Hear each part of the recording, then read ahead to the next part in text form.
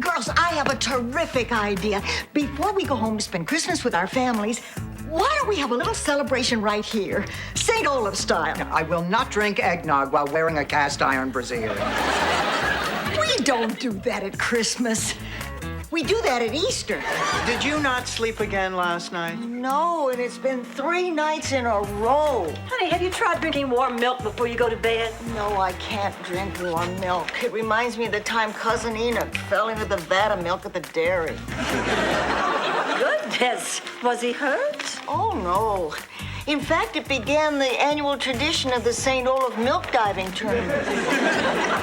I won 3 times in the low-fat division.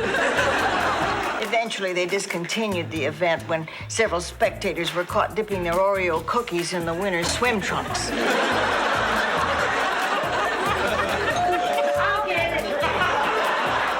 This is incredible news. I've been nominated for St. Olaf Woman of the Year. Oh, that's nice. Did the new TV guide come yet?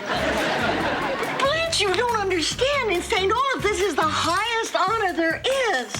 Oh, I never dreamed that someone as unqualified as I am would ever be nominated for anything so important. I guess Dan Quayle really opened the floodgates.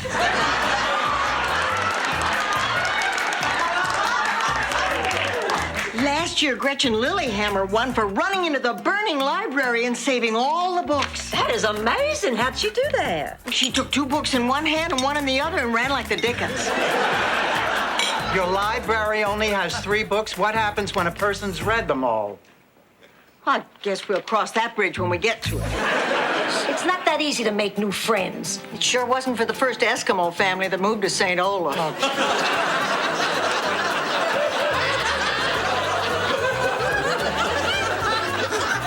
Especially after they sawed a hole and went salmon fishing in the middle of the local ice skating rink.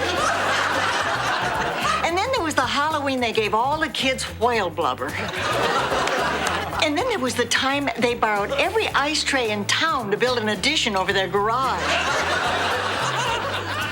What was the point, Rose? I guess after the baby came, they needed more room.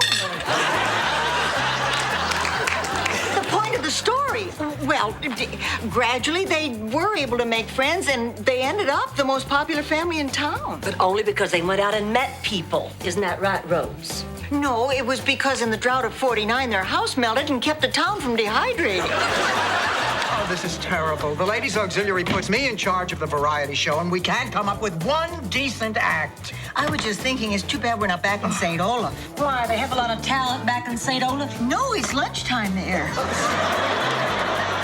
I could really go for a smoked kipper hero. She's a tough old broad. Well, I knew she'd be okay. Something similar happened to me back in St. Olaf. I was injured during a spirited game of Galacon. Should I?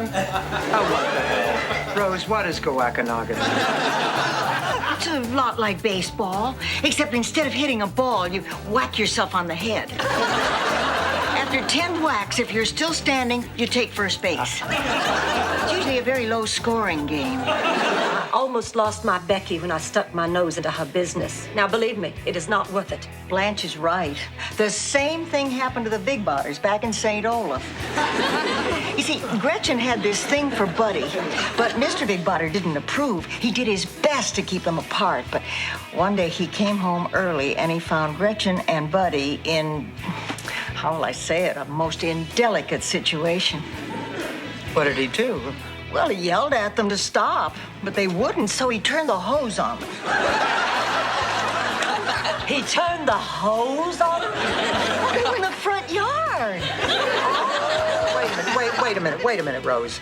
Buddy and Gretchen weren't people, were they? Of course not. They were dogs. Gretchen was a Dalmatian and Buddy was a Schnauzer. And Mr. Big Butter wasn't too happy when he ended up with a litter of Schnalmatians. As they say in St. Olaf, Helderbargen You want to help us out here, Rose?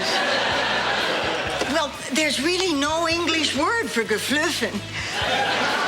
Loosely translated, it means, I hope you have a license to carry that gefluffen.